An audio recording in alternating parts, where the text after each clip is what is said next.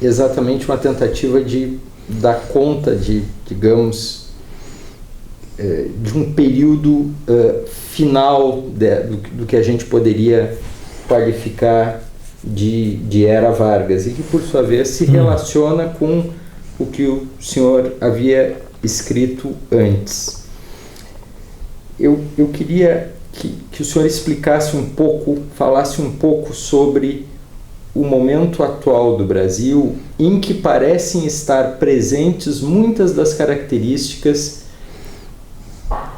que o senhor aponta no processo de 30. Há, do ponto de vista da economia, um momento de oportunidades para a economia brasileira, que o senhor aponta muito ligado à explosão da economia chinesa, e do ponto de vista político, um governo claramente, declaradamente inspirado no legado de Vargas. Agora, eles dizem isso agora. Eu queria que o senhor explicasse isso. Eles dizem isso agora, por causa do êxito. Porque antes o Lula era antivarguista. Ele não sabe da história 1/10. Lula é um farsante.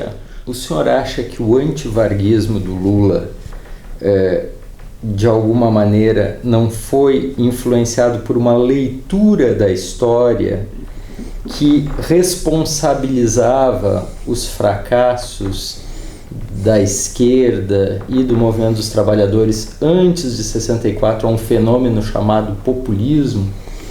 Pode ser, mas só em parte. Só em parte. Primeiro porque Lula não é muito apegado à história. Lições da história ele não aprendeu nenhuma. O Lula é um descendente dos Bourbon. Ele não aprendeu nem esqueceu nada dos últimos 50 anos. Ele nunca foi muito ligado nem apegado à história. E era antivarguista. Por quê? Porque São Paulo é antivarguista. Uma coisa difícil de entender, não é? Difícil de entender, e ao mesmo tempo há uma via de entendimento, porque a cabeça de São Paulo foi feita pelo Estadão. O Estadão levou quase um século martelando em cima. Até a coisa de que em determinado momento São Paulo e Rio Grande do Sul brigaram, o Estadão usou. E depois, com Vargas, o Estadão usou abusivamente. Todo mundo só lia o Estadão. A Folha era um jornal irrelevante. E ninguém lia a Folha de São Paulo. A Folha de São Paulo se transformou com Cláudio Abramo. Antes, quem lia a Folha de São Paulo? Então o Estadão fez. Houve uma conjunção perversa do Estadão, do Partido Comunista. Por quê? Por causa do fascismo, não é? Assimilar o populismo ao fascismo, o que é um equívoco teórico e prático enorme. Por quê? Porque o fascismo foi a exclusão da classe trabalhadora da política. O populismo foi a sua inclusão por uma via autoritária, mas foi para desbalancear o esquema de poder, né, e tirar a classe latifundiária do centro do poder. Conseguiu tirar. Há meias, mas conseguiu tirar. Então a cabeça de São Paulo foi feita assim. Eu estou aqui há 40 anos, eu leio o Estadão diariamente. É um horror. Mas houve uma coisa chamada Revolução de 32. Isso foi bem concreto. Isso, o Estadão é de papel. A Revolução de 32 foi de chumbo, foi de ferro, foi... Foi nada. Aquilo foi uma palhaçada. São Paulo, na verdade, queria voltar aos anos pré-30. Não engajou só paulistas. Quem mais no resto do Brasil se engajou nisso? É nada. Claro que todo mundo tem que ler a história através das suas lendas, mas isso é uma lenda, não coisa nenhuma. Mas aí juntou-se o Estadão, não é? Com a sua força, que era enorme, hoje já não é tanto, o Partido Comunista, por causa da conjuntura fascista mundial, não é? E o Partido Comunista colocou-se decisivamente contra, e como Vargas foi ditador durante 8 anos, não foi 15 anos, não é verdade.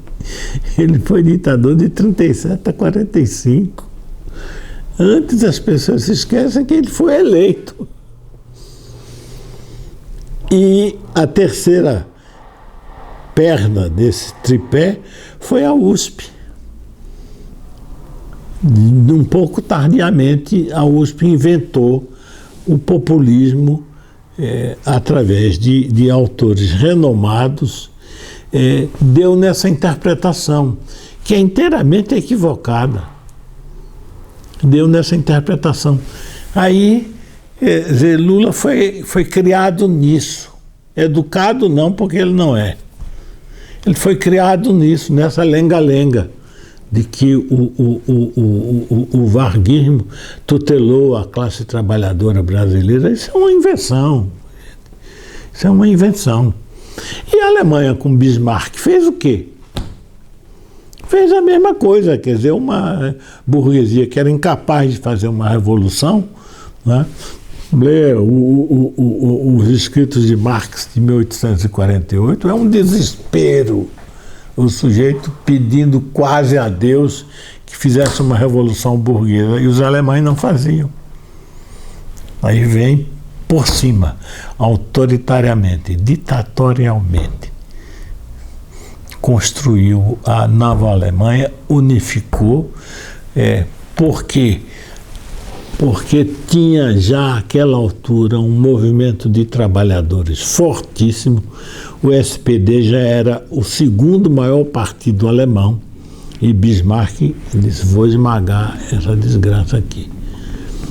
Ao fazer isso, ele unificou, matou o impulso revolucionário da classe trabalhadora alemã e unificou. O processo brasileiro é mais parecido com o da Alemanha do que com qualquer outro. Não é parecido com o da Itália. É mais parecido com a Alemanha mesmo.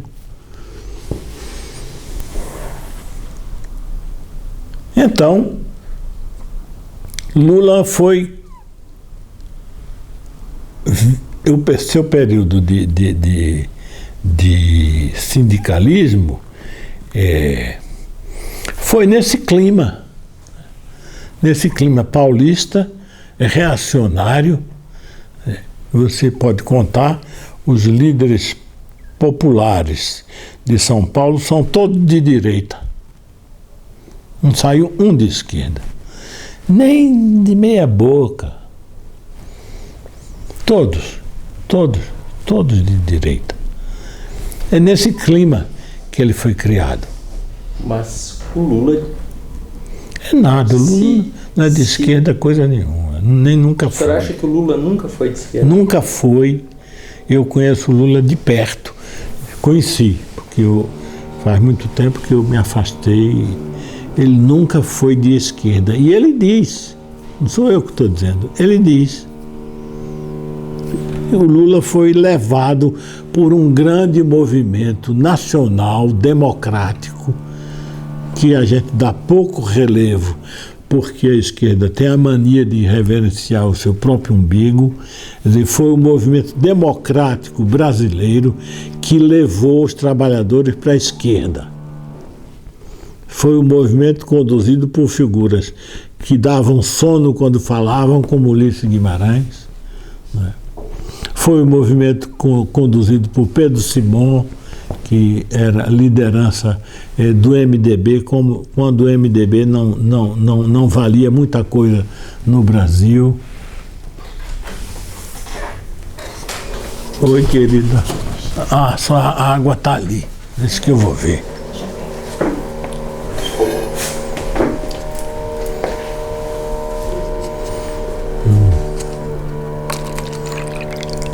O senhor cita...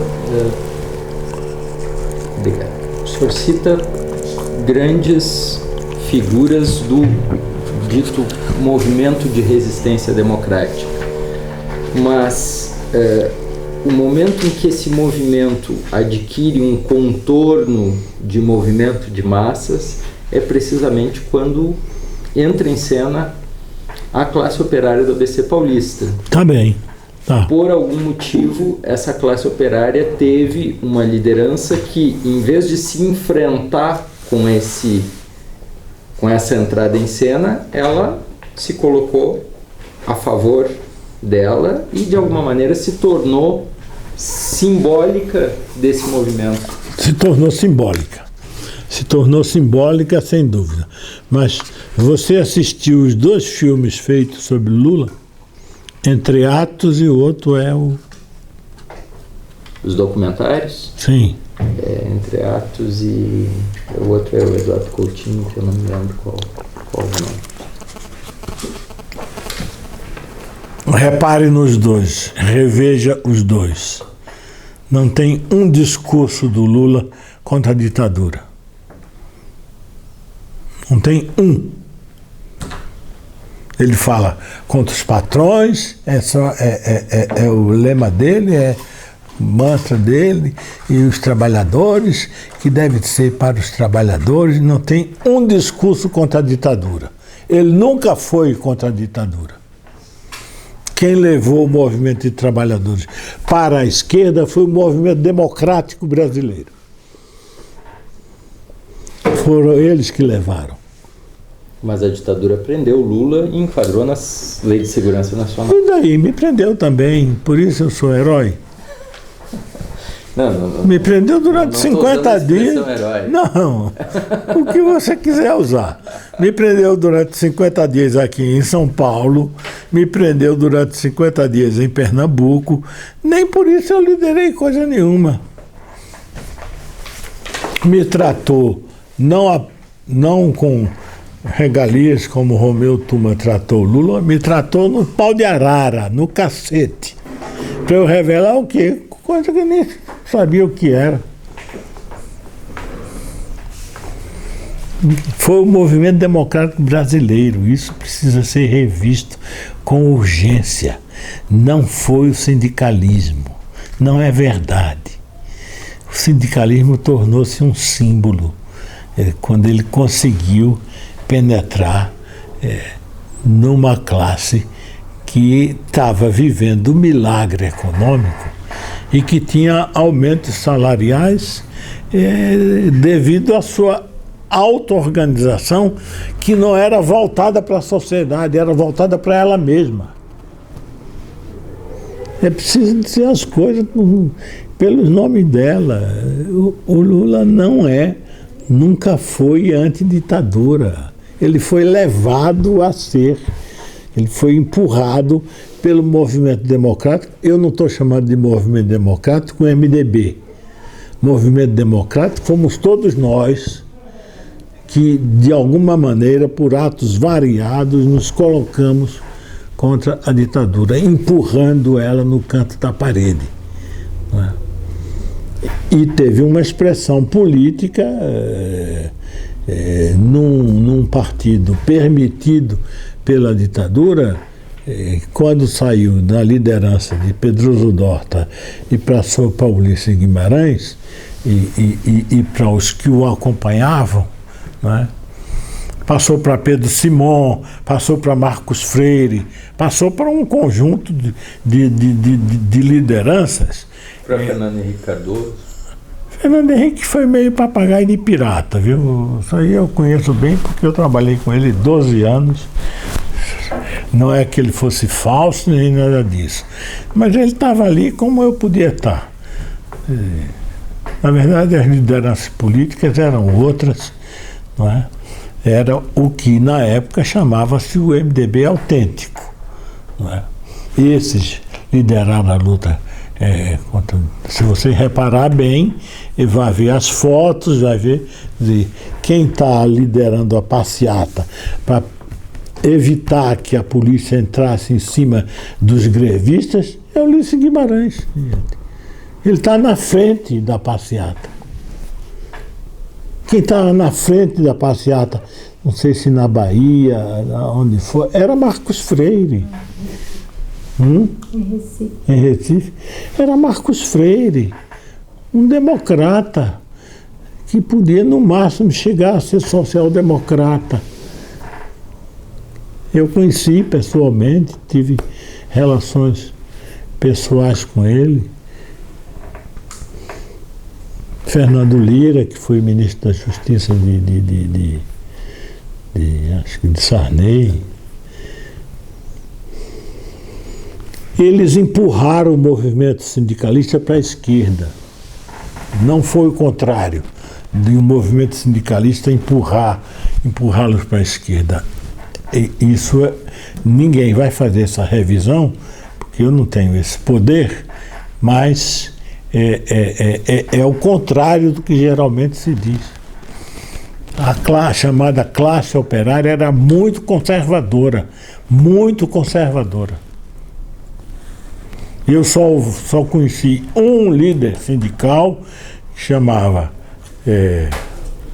coisa dos coros, Paulo Skromov, que era nitidamente um trotskista com formação política inteira, como é clássico entre os trotskistas. Os outros, de política e de ideologia, não entendiam nada. Nada, não passava nem pela cabeça deles. Se retomar o sindicato que Lula entra, era de um conservadorismo absurdo. Você fica, mas essa é a classe operária com que eu sonhei?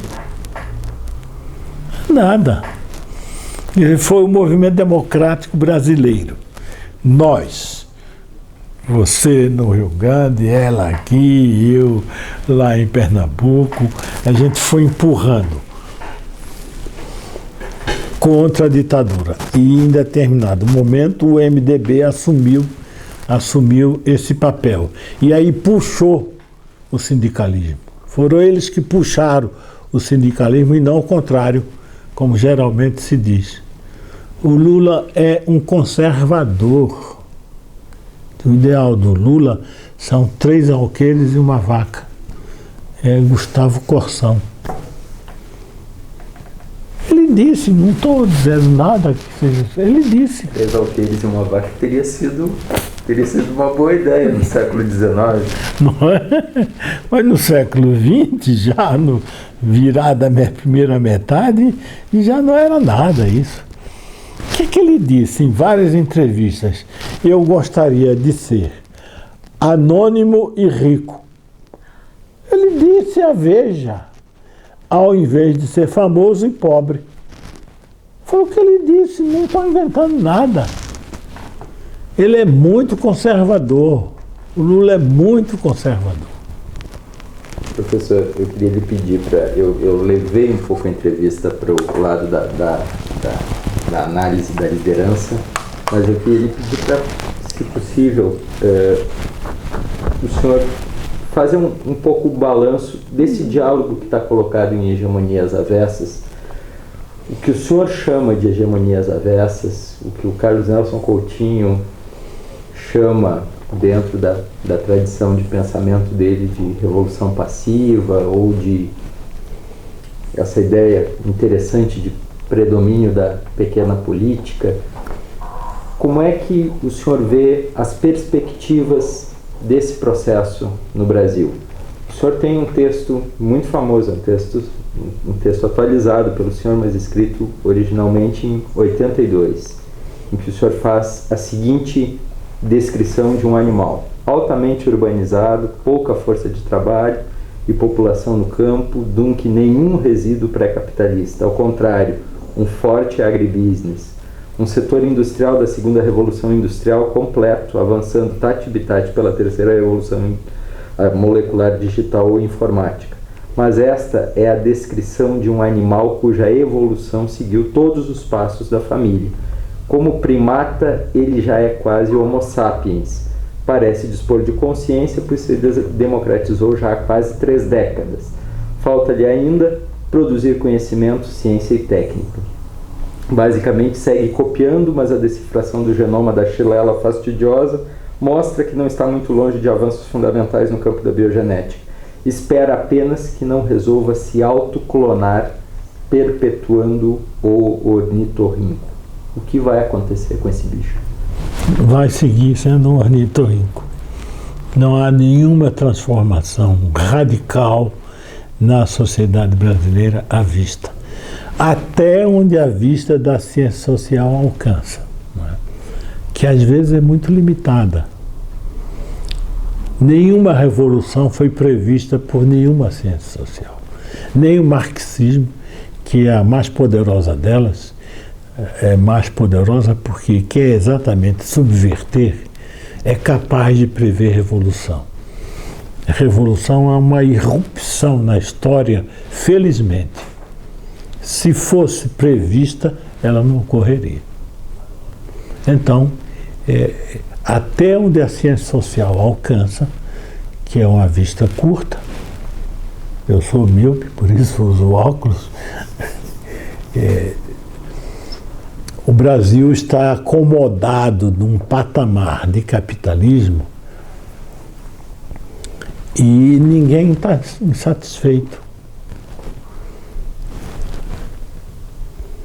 Tema da reforma agrária, eu estava discutindo isso, não sei com quem, semana passada e tal. Ninguém reclama mais de reforma agrária, por quê? Será que nos avacalhamos todos? Não, não é por isso. É preciso ser materialista até a raiz. Não está porque na sua mesa a reforma agrária não está mais. Talvez no Rio Grande ela nunca tivesse, mas o Rio Grande foi exatamente um lugar onde o tema da reforma agrária era muito forte. Por que não está na nossa mesa? Porque o Brasil é o segundo maior produtor mundial de grãos. Porque o Brasil é o primeiro exportador mundial de carnes. Então, o capitalismo venceu no campo. Isso é o que nós da esquerda temos dificuldade de reconhecer. O capitalismo fez a revolução agrária no Brasil? Não, fez a revolução agrícola. A agrária não. Ele fez a revolução agrícola. Ele fez uma revolução agrícola sem fazer uma revolução agrária. O que é muito comum na história. O que vai acontecer com o problema da concentração de propriedade no campo? Nada. O fato de que há propriedades individuais do tamanho de não vai acontecer europeus. Nada, Luiz. Me desculpe pelo meu ceticismo. Não vai acontecer nada. Ninguém vai reclamar nada. Qual é o movimento forte que existe para fazer redistribuição de terra no Brasil? Nenhum. Somos nós que falamos em reforma agrária. O trabalhador do campo, não. Quer dizer, isso acontece na história, é preciso estar atento. Quer dizer, isso acontece na história. Foram poucos os países que fizeram reforma agrária. Pouquíssimos. E onde se fez reforma agrária sem uma força capitalista por trás, foi um fiasco. A Bolívia foi um fiasco. A Bolívia fez 2 vezes reforma agrária. Foi um fiasco. Quer dizer, os trabalhadores bolivianos, ou os camponeses bolivianos, ganharam terra para quê? Para nada, como dizia meu poeta Ascenso Ferreira. Para nada. Porque a força revolucionária boliviana estava aplastada. Não é tão comum assim como a gente pensa. Pelo contrário, é uma exceção. A maior parte dos grandes países capitalistas nunca fez reforma agrária. Os Estados Unidos nunca fizeram reforma agrária. Os Estados Unidos tiveram uma expansão, quer dizer, pirata, em primeiro lugar, não é? Tomaram terra do México adoidado. Se você contar todos os estados americanos com nome espanholizado, era tudo do México. Flórida, né? Flórida, que a gente em espanhol diz Florida, não é? Califórnia, que eles foram tomando aos pouquinhos, até que entregaram a rapadura. Arizona, Novo México, tudo isso era Texas, que é um dos maiores estados americanos. Petróleo tinha, agora já não tem tanto mais. Para dar com pau. Foi assim que os Estados Unidos fizeram, sem reforma agrária. Sem reforma agrária, no sentido clássico que a ciência política e social dá ao termo. Não fizeram. Aquilo foi um movimento liberal quase sem paralelo no mundo. É claro, com a brigada ligeira na frente, né, matando índio e apropriando as terras dos índios. A reforma agrária americana foi tomar a terra dos índios. Eles liquidaram nações indígenas inteiras, não é? Algumas das quais já tinham escrita, coisa que os nossos índios nunca chegaram nem perto. As nações indígenas americanas, algumas tinham. Grandes nações como os Sioux, Cherokee, os Navarro, eram grandes nações propriamente chamadas nações. Foi assim que os Estados Unidos fizeram, sem reforma agrária. Foi na tapa, na matança e na expropriação. Então, é uma ilusão que nós da esquerda cultivamos de que o progresso capitalista precisa de reforma agrária. Às vezes não precisa. A violência resolve. O Brasil não fez reforma agrária, nem fará. Nem fará. O seu Blairo Maggi, vocês sabem quem é um governador que devastou o Mato Grosso e é do PT. Era do PT. Teve tanta vergonha que saiu, foi bater no outro partido. Era do PT, foi eleito pelo PT, governador do Mato Grosso.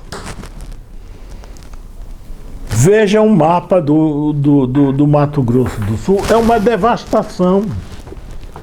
Promovido por esse senhor, cuja qualidade maior é que era o maior produtor de soja do mundo. Gente, como é que pode isso? Isso não é ornitorrinco? Como é que o maior produtor de soja do mundo pode ser do Partido dos Trabalhadores? Quer dizer, isso não existe em nenhum outro país do mundo.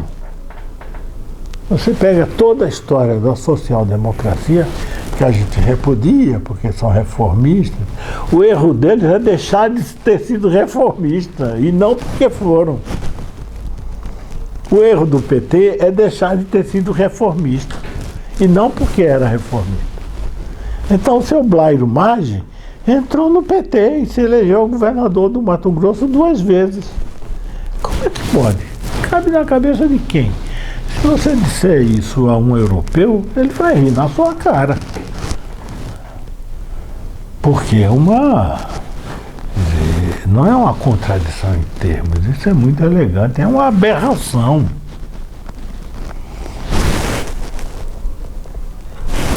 E com o seu Blairo Maggi, nós não vamos fazer reforma agrária mais nenhuma. Vai seguir assim, com esse capitalismo que aí está, que já não tem mais volta atrás, né? Daí que todas as transformações e a capacidade de transformação deve ser relativizada, porque você tem um conjunto de interesses burgueses extremamente poderosos. a comparação com 30 é equívoca. Não parece nada com 30. É o oposto de 30. É o oposto. Quer dizer, quem comanda as coisas no Brasil é o mercado, não é o Estado. É o mercado. Parece que é o Estado porque a imprensa insiste nisso. Mas não é verdade. Não é verdade. A Petrobras não é o Estado. A Petrobras é, sei lá, a sexta, a sétima maior empresa do mundo. Isso não é o Estado. Ela se rege pelas regras que fazem dela uma grande empresa. Foi o Estado brasileiro que deu? Foi. Né? Com os votos de quem? O Brasil, como dizia Tom Jobim, não é para principiantes. Com os votos da UDN. A UDN votou pelo monopólio estatal do petróleo, quer dizer, o partido da direita votou o projeto do Partido Comunista admitia a iniciativa privada. O da direita não. Por quê? É preciso ser materialista para entender as coisas.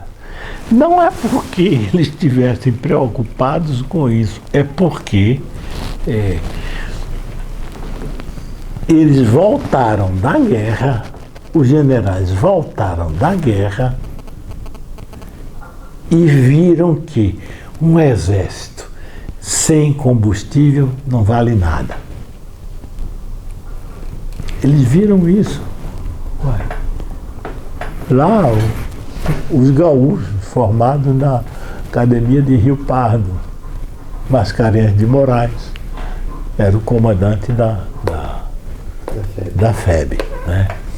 Eurico Gaspar Dutra, que era matogrossense, educado no Rio Grande do Sul. Né? Feio como a fome. Cordeiro de Farias. Cordeiro de Farias. Os dois Cordeiro de Farias, o Oswaldo e o Gustavo. Todos gaúchos. O que eles viram na guerra? Viram que um exército sem combustível não é nada. Viram que a Alemanha foi sufocada, não só por isso, foi sufocada porque o Exército Vermelho veio de lá, do leste, atropelando, feito. Eles aprenderam. E aí voltaram para o Brasil, surpreendentemente, era a direita que queria um monopólio estatal de petróleo. Vai entender um país desse. Aí fizemos a Petrobras, né? Ninguém acreditava, não se dava o menor. De repente, a Petrobras estoura. O que é que ela segue? Segue a sua própria autorreferência e olhando nos outros para tornar-se a sexta maior empresa do mundo.